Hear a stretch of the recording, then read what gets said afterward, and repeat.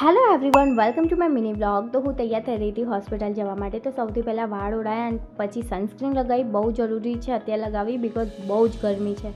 And સૌથી પહેલાં જઈને ડ્રેસિંગ કરાવ્યું. એન્ડ જ્યારે મને આ વાગ્યું ત્યારે નહોતું દુખ્યું ને, એનાથી વધારે તો મને ડ્રેસિંગ કરાવવામાં મોત આવી ગઈ બાકી.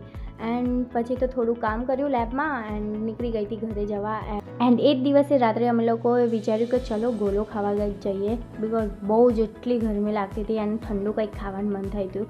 પણ ગોલો ખાવામાં મજા ના આવી. એકચ્યુઅલી અમે લાસ્ટ ટાઈમ ગયા હતા તો આ જ ગોલો મંગાવ્યો હતો અને એટલો મસ્ત હતો.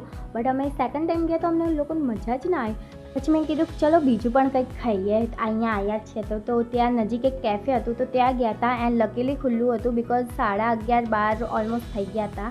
તો અમે ત્યાં મસ્ત બેઠા અને વાતો કરી અને એટલો મસ્ત પવન આવતો હતો ને એટલે બેસવાની વધારે મજા આવી.